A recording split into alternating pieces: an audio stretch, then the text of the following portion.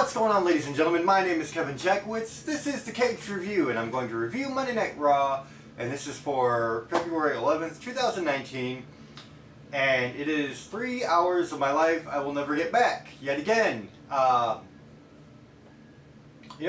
keep thinking about how we had Vince, Stephanie, Shane McMahon, and Triple H standing in the ring saying that we're going to get something new, that they're going to give us different matchups, new people. Everything is falling flat, and it's the same old shit, and this episode really exemplifies how it's the same old shit. So we start out with Stephanie McMahon and Triple H. They bring out Becky Lynch. They say, hey, you know what, your doctor's cleared you, our doctor's cleared you, so no problem. So all you have to do is apologize to us, and you're going to get your WrestleMania spot with Ronda Rousey. Now the first thing that kind of sticks in your head is how they said no more authority during that big speech they made in December when the ratings were just going to hell. Well, guess what? Authority figure.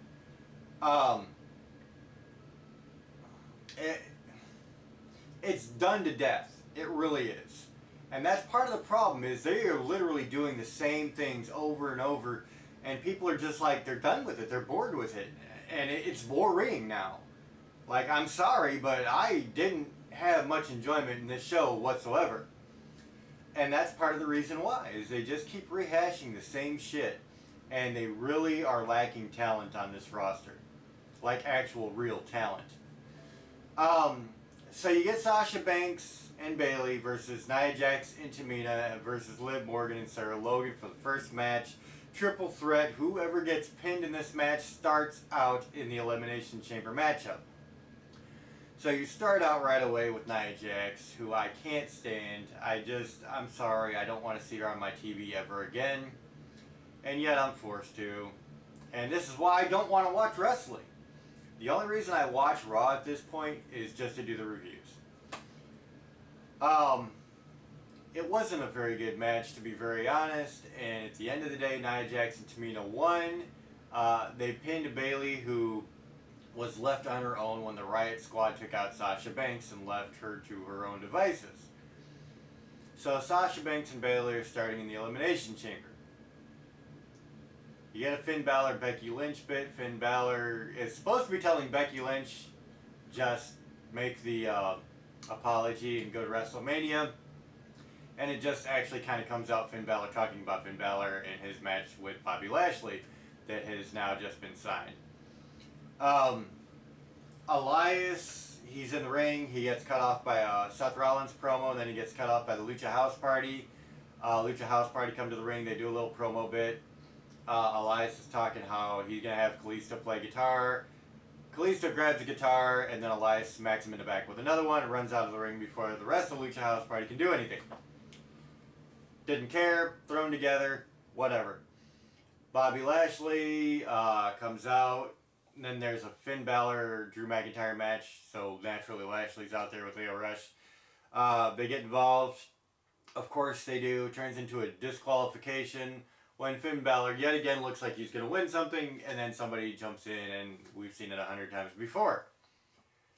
Kurt Angle comes out to help Finn Balor. Baron Corbin comes out to hit Kurt Angle. Braun Strowman comes out to even the odds. And guess what? It's a six-man tag.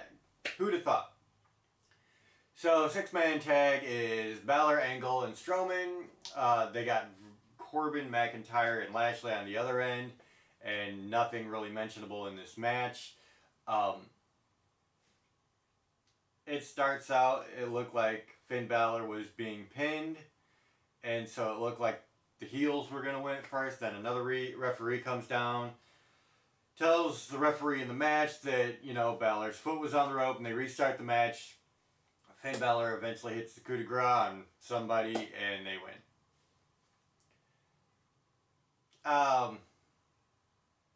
After that, you get a Kevin Owens bit that I actually did think was kind of cool, just because it was stripped down. It was him and his family in a bowling alley, and so Kevin Owens cut his promo there. It was a nice different touch. I liked it. So Kevin Owens says that within like a month he's going to be back. He doesn't know if it's going to be Raw or SmackDown, but he'll be back. Backstage, Charlie interviews Lynch, asks her what she's going to do. Lynch says it's none of your damn business. Then you get Nikki Cross versus Ruby Riott. By this point, the crowd is dead. Like, they haven't been exactly loud all day, but now they're just dead. And they actually had a Becky Lynch, Ronda Rousey backstage bit going on during the match. They actually cut completely away from the match to show Ronda Rousey and Becky Lynch. So it really shows what kind of impact Nikki Cross is supposed to have, bringing all these new big names up from NXT. And this is what they're doing with them. Nikki Cross hasn't won a damn thing yet. They're just killing all that momentum from new people, and it just doesn't make any sense. So, Ruby Riott, she's going to meet Ronda Rousey at the Elimination Chamber. That was just kind of announced tonight. So she goes over Nikki Cross. I don't know what the point of any of that is, honestly. So, Becky Lynch, Ronda Rousey, you get another exchange from them. Seth Rollins, honestly probably the best bit of the night as far as promo work was Seth Rollins. He's, you know, talking up his match with Brock Lesnar. Paul Heyman comes out and says, you know, you're not beating a human, you're beating a beast, blah, blah, blah. And Seth Rollins, he was like, you know, I'll do this, this, and this. I'll go through hell, I'll go to hell. But I'm not going to let Brock Lesnar come out of there heavyweight champion. Paul Heyman gets kind of a serious look on his face and then like just walks to the back. So it's kind of cool. Dean Ambrose comes out right after that, looks at Seth Rollins and says, I only have one thing to say to you, slay the beast. And this probably goes to the fact that Dean Ambrose, the big rumor is he's not renewing his contract and he's leaving WWE. So maybe this is kind of a goodbye, you know, to Seth Rollins and the Shield. But then again, that could all be a work. You never know. But at any rate, Dean Ambrose is there. He's taking on EC3, rematch from last week. EC3 beat him. If Dean Ambrose is leaving, I think they should have given EC3 the win here, but they did not. I think that, you know, they shouldn't have had a back and forth. EC3, if you want him to look strong, you make him go over a World Heavyweight Champion. That's how you do it. But Dean Ambrose gets the win, so that squashes that. Again, all these names coming up, and WWE doesn't know what the fuck they're doing with them. Then you get Alexa Bliss talking to Becky Lynch, saying that she should not apologize, and then Becky Lynch is like, well, is that just so I can open up a spot for you to go take on Ronda Rousey? And, you know, they kind of have that bit. Decent promo, but, you know. I'm just burnt out at this point. You get the Revival versus Gable and Rude. It was a good match. Honestly, the crowd was dead. This match brought him back slightly. But at this point in this match, or in this show, everybody's just like done. Like, we've seen so much crap already that we just don't care. And the rumor is that the Revival is wanting to leave WWE too. So we're not expecting much. Ironically, the Revival get the win and they're the new tag team champions. And to me, this is like WWE getting like the, oh shit, everybody wants to leave now. All the credible people that actually might want to leave and make something else good. So we're going to throw these guys a bone and give them the tag championships. And then once they strip the tag championships off of them, they won't do anything again for another couple of years. And that's just what I see. I don't think that it's going to be anything big. Charlie interviews the Revival. Of course, they're all excited afterwards. Kind of like a We Told You So interview. And then you get the last bit of the night. Becky Lynch, she's out there in the ring with Triple H and Stephanie McMahon again. And So her decision on this whole apology versus match bit is she's going to apologize to Triple H and Stephanie McMahon, and you know, she says, but I don't trust either one of you, and if anybody screws me over, I will fight you, blah blah blah. And then they're like, okay, your match is on. They walk out the ring. Becky Lynch is like, that's it? And they're like, yeah. And then wouldn't you know it,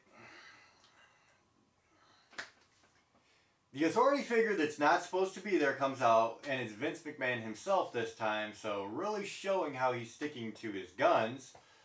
Comes out and says, I don't like what you're doing, blah, blah, blah. You got a bad attitude, so you're suspended for what you did for 60 days, which puts you 5 days after WrestleMania. So your replacement for WrestleMania is Charlotte Flair. He brings her out, and that's where they leave off the show. You already know that's not what's going to happen. They've been building up the triple threat thing for a while. It just doesn't make any sense. Everything they said they weren't going to do, they are doing exactly that.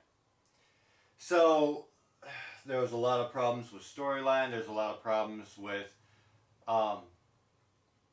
a lot of empty space in this show. And then the main storyline just really didn't make sense. It really just didn't. It was literally Vince McMahon decided he doesn't like Becky Lynch, and so he's taking her out of the match, essentially. So it was pretty poor. Honestly, I didn't like most of it. I think that the main storyline there fell apart, and there was just too much crap in there. So I'm going to give it a 0 out of 10. I mean, it was not good.